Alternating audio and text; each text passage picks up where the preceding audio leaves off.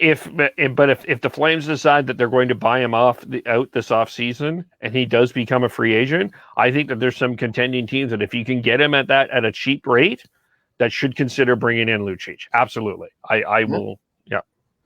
That's what I'll say.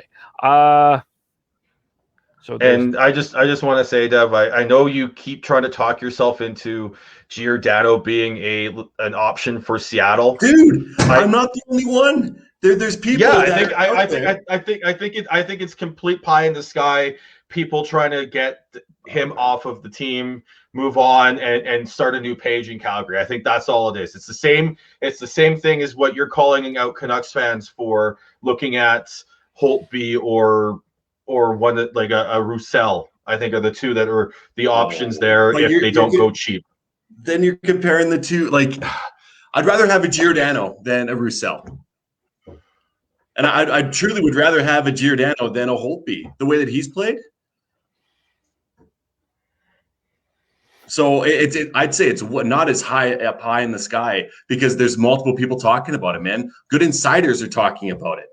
So I don't think that it's out of the realm of the possibility that he could be potentially gone. And what better person to have as a potential leadership core than Giordano within this first season. And I like I said, it's not just getting that off the books. It's about managing your assets. And he's still a good top 4 defenseman. It's just not at that time on ice. And that's going to be the problem is that he's going to be run to the fucking ground by Daryl Sutter. And he's not going to be that player. But if he goes somewhere else and the Seattle Kraken, I think they're looking at the long-term picture instead of the short-term. That's what I've been hearing as well. And at the trade deadline, retain more assets at the trade deadline and trade him to a contender. I think the Flames, this is the way I'm seeing it. The Flames will leave him unprotected, but they will make a deal with Seattle that they don't take him. I still think he remains with the Flames. Man, then you're handcuffing because you are handcuffing the Flames within that. They're doing that to themselves. If that's going to be the case, that's man. I guess what I'm getting at is what price. At what price are they willing to give the Seattle Kraken a break? And they'll drive that price right up because they will say if depending on which way Tree Living's going to go. Oh yeah, we don't want you to take Giordano, but we'll leave him unprotected. It's like, okay, well, it's going to cost you a second. It's going to cost you a third. Well, it's tough though because like if you're protecting Giordano, you could potentially lose another pretty significant piece on there, right? So that's the one thing. So I'm just looking at this. I'm looking at this from the Flames' perspective and from Daryl Sutter and Brad Treliving's perspective. As much as I think the fans would like to see Mark Giordano move on, I don't know if the Flames want to see Mark Giordano move on. The thing would be, okay, what is his impact in the dressing room? Was he the one to shut down Matthew Tkachuk? Was he the one that spearheaded that conversation? We've talked about this dressing room for a very long time, and who's been at the helm? It's been Mark Giordano. And I'm not. All I've heard is good things about him as a person. Obviously, he does great charity work within Calgary. He's a good human being, but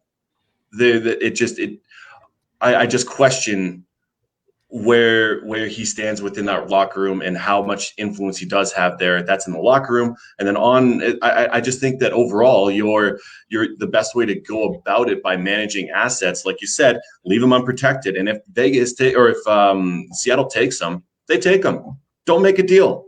But once again, I just think that the price would be too high for the Flames to say, okay, yeah, let's get a deal. Let's make a deal. And like I said, it could be a second, a third, it could even be a fourth. But a fourth rounder is a Mangiapane, a potential, right? So like having those lottery tickets, some people call them, within the later rounds, they pay off. The only other, yeah. Sorry, Sorry, you finished? Sorry, I didn't want to. No, I cut you off. I just wanted to add that. Yeah, no, you're good. The only thing, just back to that whole controversy, can I throw a wrench into what you're saying? Because I understand what you're saying, but what if whoever said what was said to Kachuk didn't take it the way it was meant? What I mean by that is sometimes there are people that, there's constructive criticism out there that is valid, and people need to listen and don't take it the way it is meant. Maybe it wasn't, Matt, he needs to completely tone it down, but maybe the wording was, you just need to be smarter about what you're doing. Maybe it was word like I understand why we're taking Matthew Tkachuk's side in some ways, but I also, the other side of that is we don't know the full extent of that conversation and what was said. Well, that's an interesting perspective flip. Yeah, absolutely. And if that's the case, then Tkachuk has some fucking growing up to do. Right. There's some sort of maturity within that, and that is an issue in and out of itself. I just have a hard time thinking that Tkachuk, with that bloodline, would have that kind of a pity, oh, who, me, oh, no, attitude. I'd rather look at the percentages of that being a potential, and that definitely is for sure. But I see it more of a old time group being like, no, man, you gotta tone it down. And then I guess, yeah, Tkachuk could potentially have done that for sure. Yeah, it goes back to two things that were said in the offseason. Milan Lucic says that there's some people in this locker room that were more interested in individual stats than they were in team concept. And he said that was something that Lucic said. He says, he didn't say that. He said, when you're interested in more individual stats than team results, you get results like this. He said that, direct quote. And Daryl Sutter also said that there was entitlement there's been a sense of entitlement in this locker room. Those were two things that were said at the closing media availability.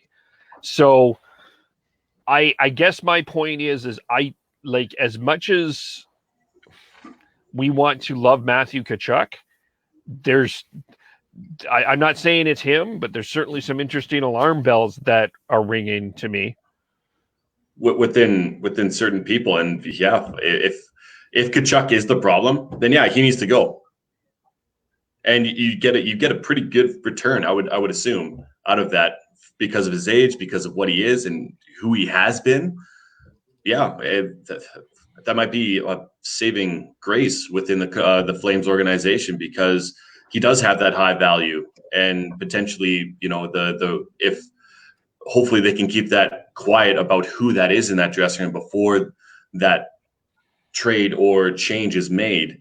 But I'd say it's a good problem to have if you're tree living, because of his value. But Daryl Sutter also said that he wants to find out who told Tkachuk that as well. And I think we don't know all the information, and all of this is pure speculation and like educated guesses based off of the information that we have out there. I agree. I think there is we talked about there's something wrong in that dressing room, but it's also been that way for several years before even Tkachuk showed up. I think there was some questions about that. So I think it's going to be, and this is why I think, going back to when the talk about why I think there's going to be I think there's going to be a big trade out of Calgary, because they want to shake up that locker room and take away that comfort, and take away that complacency. Like, they have to find a way to get these players a little more uncomfortable. And Daryl's that way with how he coaches. He likes having these players not comfortable and a little bit on edge. He feels that they play better that way. And I tend to agree. When you're not comfortable and you're not fully comfortable in your position, you want to be somewhat, but if you're still thinking, well, there's still Mangiapane coming up, there's still Dylan Dubé coming up, there's still Connor Zary, and there's still Pelche coming up. Thank you. You've got that. Don't count out someone like who they got in the Sam Bennett trade. Trying to remember. Toivonen, I believe his name is. No, I don't think it's Emil. Toivonen. Some good Emil. It's an H. Heinonen. Oh, yeah. There you go. Yes. But don't count him out. If he comes over from I think he's playing in Finland. Don't count him out as pushing for a spot. Let alone Devin mentioned you've got Matthew Phillips, Luke Philp, and Adam Ruzicka coming up. I think there's something there, and I think that's why I think there's going to be a trade, whether it is Tkachuk or Gaudreau or Monahan or maybe someone else.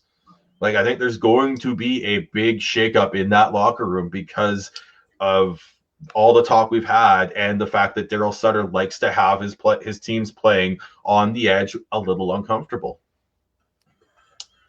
Once again, you said it's been before Tkachuk has been there, and I can only think about the leadership group within that room, and that's why I think Giordano should be questioned to a certain extent. And I'm not saying he's not once again a good person or a good captain, but maybe that's not what the Flames need.